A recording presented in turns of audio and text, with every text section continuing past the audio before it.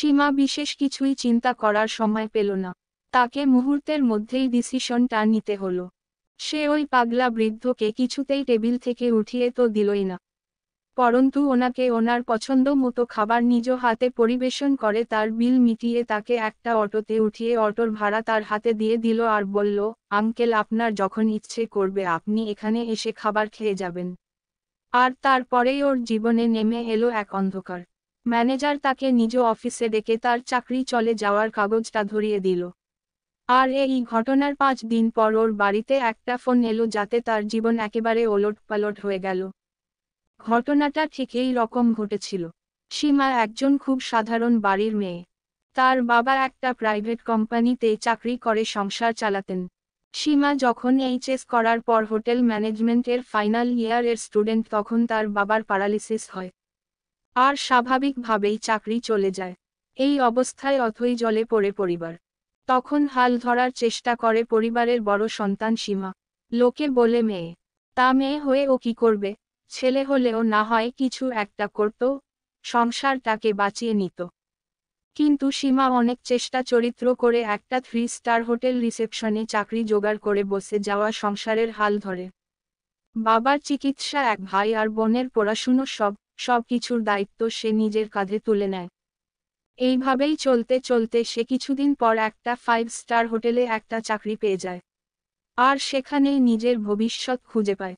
সে মন দিয়ে কাজ করতে থাকে আর খুব অল্প দিনের মধ্যেই অ্যাসিস্ট্যান্ট ম্যানেজারের সমগোত্রীয় র্যাঙ্কে পোস্টে পদোন্নতি হয় তার। সংসারের হাল ফিরতে শুরু করে। ভাই বোনেও বেশ লেখাপড়ায় মন দেয়। আর এই রকম সময় সীমার একটা মাত্র সিদ্ধান্তে তার চাকরি চলে গেল। আর কোম্পানি থেকে চাকরিচ্যুত করে দেওয়া, আর সেই ঘটনা যদি তার জীবনের এক স্পেশাল ঘটনা হয় তবে সেটা আশ্চর্য হওয়ার মতো কিছুই ছিল না। একদিন ম্যানেজার তখনও অফিসে আসেননি। হোটেলের সব দায়িত্বই যেন সীমার উপরই ছিল। সে সব দিকে খেয়াল রাখছিল। হঠাৎ একটা হইচই শুনে সে সেদিকে লক্ষ্য করল। দেখল কোনো একজন বৃদ্ধ মানুষকে নিয়ে সেখানে বেশ উত্তেজনা গড়ে উঠেছে। সীমা সেদিকে এগিয়ে গেল। দেখল, যে বৃদ্ধকে নিয়ে উত্তেজনা শুরু হয়েছে সে একজন ভিখারি হবে হয়তো। কি করে এলো এই 5 স্টার হোটেলে? এখানে ভিখারি অ্যালাউ করা হয় না। তবে এলো কি করে? সে জিজ্ঞাসা করে জানতে পারল যে, সিকিউরিটি সেই মুহূর্তে ছিল না। কোনোভাবে এই ভিখারিটা হোটেলে ঢুকে পড়েছিল। সে খেতে চায়। ওকে বারবার হোটেলের কর্মচারীরা বলছে যে বাইরে গিয়ে রাস্তার ধারে খেতে, কিন্তু কিছুতেই যেতে চাইছে না। লোকটা বেশ দামি পোশাক পরেছিল, কিন্তু ময়লা আর জীর্ণ। দামি কোট, দামি প্যান্ট, দামি জুতো, কিন্তু সব ছেঁড়া। ওনাকে জোর করে বের করে দিতে চাইলেও উনি যেতে চাইছেন না। খেয়ে পরে তারপর যাবেন। সীমা দেখল, আর হঠাৎ তার নিজের বাবার কথা খেয়াল হলো। এই ভিখারি লোকটার বয়স তার বাবার মতোই হবে। কেমন যেন মায়া হলো সীমার। সে চিৎকার করে উঠল, হোটেলের স্টাফদের উদ্দেশ্যে বলল, এই তোমরা করছো কি? একটা বৃদ্ধ মানুষকে এই রকম জোর করে টেনে হিঁচড়ে খাবার টেবিল থেকে উঠিয়ে দিচ্ছ। আপনি জানেন না ম্যাডাম, এই লোকটা আরেকবার এখানে এসে জোর করে খেতে চেয়েছিল। ম্যানেজার ম্যাডাম সিকিউরিটি ডেকে ঘাড় ধাক্কা দিয়ে বের করে দিয়েছিলেন, আর যে সিকিউরিটির জন্য এটা হয়েছিল তার চাকরি চলে গেছিল। এবারে ওই দারোয়ান দাস চাকরি যাওয়ার ভয় কাঁপছে। সীমা বলল, ঠিক আছে যাও, ইনি যা খেতে চাইছেন সেসব খাবার ওনাকে এনে দাও। আর কারো চাকরি যাবে না, সেটা আমি দেখে নেব। ম্যানেজারের সঙ্গে আমি কথা বলবো। এরপর সীমা ওই বৃদ্ধ ভিখারিকে পরম যত্নে নিজ হাতে খাইয়ে দিল। আর বিল মিটিয়ে দিল। আর যাবার সময় বলল, আঙ্কেল আমি যতদিন আছি ততদিন আপনি যখন ইচ্ছে করবে তখন খেয়ে যাবেন। বৃদ্ধ বললেন, তোমাকে অনেক ধন্যবাদ। আর আমার ছেলে খুব ভালো। হারিয়ে গেছে, খুঁজে পাচ্ছি না। ওকে খুঁজে পেলেই তোমার টাকা আমি ফিরিয়ে দিয়ে যাব। ছেলেকে সঙ্গে নিয়েই আসব। উদ্ধৃতি চিহ্ন। কি নাম আপনার ছেলের? নাম নাম খোকা খোকা বলি আমি আর ওর মা। আর ওর স্কুলের একটা নাম ছিল, ঠিক মনে করতে পারছি না। ও অফিসে গেছে। অফিস থেকে ফিরে এলেই তোমাকে বলে দেব। আপনি যাবেন কোথায়? আমি আমি আমি বৃদ্ধ ভাবনায় পড়ে যায়, কিন্তু কিছুতেই আর মনে করতে পারেন না যে তিনি কোথায় যাবেন। সীমার মনে হলো, উনি কিছু মনে করার চেষ্টা করছেন কিন্তু কিছুতেই পারছেন না। সীমা বুঝতে পারল যে মানুষটার স্মৃতি লোপ পেয়েছে। এখন কোথায় এনাকে পাঠাবে, সেই চিন্তায় সে অস্থির হয়ে উঠল। মনে পড়ল ওনার পকেটে হয়তো বাড়ির লোকে যদি ঠিকানা দিয়ে থাকে তো হতেই পারে। কারণ মানসিক অসুস্থ লোকেদের বাড়ির লোকেরা অনেক সময় পকেটে লিখে দেয়। কিন্তু সে একজন মেয়ে হয়ে ওনার পকেটে হাত দেবে কি করে? সে তখন একটা অটোওয়ালাকে ডেকে বলল, ভাই এনাকে বাড়ি পৌঁছে দেবে। কোথায় পৌঁছে দেব? এই পাগলটা তো রোজ রাস্তায় রাস্তায় ঘুরে বেড়ায়। সীমা ওনাকে জিজ্ঞেস করল, আঙ্কেল কোথায় যাবেন? আমি বাড়ি যাব। কোথায় বাড়ি? বৃদ্ধ এবার চুপ করে কিছু ভাবতে থাকে। সীমা অটোওয়ালাকে বলে, দেখো তো ভাই, ওর পকেটে কোনো কিছু পাও কি না। ওর পকেট হাতড়ে সে একটা চিরকুট পেল, তাতে নাম ঠিকানা লেখা আছে। সে সীমাকে সে কথা জানাতেই বলল, তাহলে ওনাকে ওই ঠিকানায় পৌঁছে দাও। আর ভাড়া আমি দিচ্ছি তো তোমাকে, বলে সে একটা 500 টাকার নোট ওকে ধরিয়ে দিয়ে বলল, এতে হবে। এত লাগবে না ম্যাডাম, 300 টাকা লাগবে। ঠিক আছে, বাকিটা তুমি রেখে দাও। অটোওয়ালা চলে যেতেই সীমা অফিসে এসে নিজের কাজে মন দিল। কিন্তু সেদিনই সন্ধ্যায় সে ফোনে একটা মেসেজ পেল এমডির কাছ থেকে। এখনই তাকে ওনার অফিসে দেখা করতে হবে। সে সেখানে পৌঁছে যেতেই এমডি বললেন, তুমি আমাদের এই হোটেলের রুল ভেঙেছ, বলে ওকে টার্মিনেশন লেটার ধরিয়ে দিল।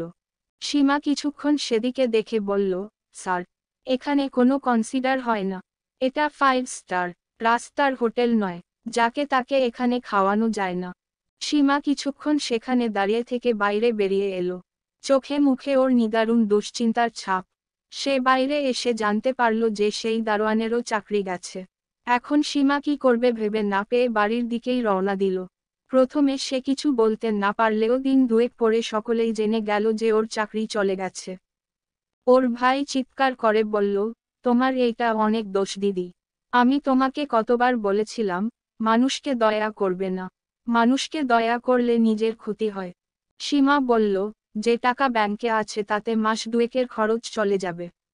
আর আমি চেষ্টা করছি যদি এর মধ্যে কোন চাকরি পাওয়া যায়, হয়তো পেয়ে যাব। আর না হয়তো। বোন বলল, দিদি কি একাই এই সংসারের ধারে নাকি? আমাদেরও তো চেষ্টা করা দরকার। আমি একটা টিউশন ধরব এই মাস থেকে, আর দেখে নিস আমরা দুই বোন আর শুভ তিনজনে মিলে ঠিক সংসারটা ম্যানেজ করে নেব। ভাই শুভ বলে উঠল, আমার দ্বারা হবে না। আমার 3 মাস পর কলেজের পরীক্ষা। তোরা বুঝে কর, বলে সে বাইরে বেরিয়ে গেল। এটাই ওর স্বভাব, বেশ একটু বদমেজাজি, মুখে যা আসে তাই বলে দেয়। তবু একটাই ভাই বলে কেউ কিছুই মনে করে না ওর কথায়। তবে মুখে বললেও মনটা ওরও খুব ভালো। নিজের দিদিকে হাজার কথা শোনালেও বাড়ির বা পাড়ার কারো কিছু হলে সে সর্বাগ্রে ছুটে যায়। দিদি সীমা ওর কথায় অন্য দিন হাসলেও আজ আর হাসতে পারল না, কারণ তার মাথায় মহা দুশ্চিন্তা এখন ঘুরে বেড়াচ্ছে। 2 দিন কেটে গেছে এর মধ্যে। সীমা এক জায়গায় ওর সিভি জমা দিয়ে এসেছে। কোনো আশা সে অবশ্য পায়নি। সন্ধে বেলা সকলে একসঙ্গে ডিনার করতে বসেছে। এমন সময় একটা গাড়ি এসে থামল তাদের ঘরের দরজায়। কে এলো এই সময়? ভাই শুভ বলল, আমি দেখছি। সে বাইরে বেরোতেই এক সুদর্শন পুরুষ আর একজন মধ্যবয়সী মহিলা জিজ্ঞেস করল, আচ্ছা, এটা কি সীমা দেবীর বাড়ি? সীমা দেবী? হ্যাঁ। আপনারা? আমরা ওনার সঙ্গে দেখা করতে চাই।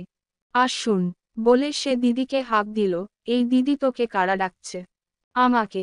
এই সময় বাইরে বেরোতেই তাকে দুজনেই নমস্কার করে বলল, আমরা আপনার সঙ্গেই দেখা করতে এসেছি। অনেক খোঁজ করে তবে আপনার সন্ধান পেয়েছি। ভিতরে আসুন, বলে সে তাদের ভিতরে এনে ড্রয়িং রুমে বসালো। তারপর ওরা জানালো যে, সেদিন সীমা যে বৃদ্ধ পাগল মানুষটাকে যত্ন করে খাইয়ে দিয়েছে আর বাড়ি পৌঁছানোর ব্যবস্থা করে দিয়েছে তিনি আসলে আর কেউ নন, এই 5 স্টার হোটেলের যে চেইন রয়েছে তার প্রতিষ্ঠাতা মালিক। বিগত কয়েক বছর ধরে তিনি অ্যালঝাইমার-এ ভুগছেন। তাই মাঝে মাঝে সব ভুলে যান। মাঝে মাঝে বাড়ি থেকে কোথায় যে চলে যান, কেউ জানতেও পারে না। আবার যখন মনে পড়ে তখন ফিরে আসেন। আবার কেউ যদি ওনাকে বাড়ি পৌঁছে দিয়ে থাকেন সেজন্য পকেটে বেশ কয়েকটা চিরকুট দিয়ে রেখেছি। কেউ দেখলে হয়তো পৌঁছে দেবে এই আশা করে। এবার আপনি যা করলেন তাতে তো ওনার পুরোপুরি জ্ঞান ফিরে এসেছে। আর এসে থেকেই আপনার খোঁজ করছে। উনিও এসেছেন। বাইরে গাড়িতে বসে আছেন। ভদ্রলোক এলেন। নাম জগদীশ লোহিয়া। এবার নামটা সকলের শোনা লাগলো। পরদিন থেকে সীমা সেই সমস্ত চেইন অফ হোটেলের এমডি নিযুক্ত হলো দাঁড়ি। সেই ওই নির্দিষ্ট হোটেলের যেখানে সীমা অ্যাসিস্ট্যান্ট ম্যানেজারের কাজ করত সেখানের এমডি ওকে স্যালুট জানালো। সীমার মা তার ছেলেকে বললেন, দেখলি তো, মানুষকে নিঃস্বার্থভাবে ভালোবাসলে তার দাম এমনিভাবেই ফিরে আসে। বন্ধুরা, আপনাদের গল্পটা ভালো লাগলে এই চ্যানেলটাকে সাবস্ক্রাইব করে পাশে থাকবেন আর লাইক কমেন্ট ও শেয়ার করবেন প্লিজ। ভালো থাকবেন। নমস্কার।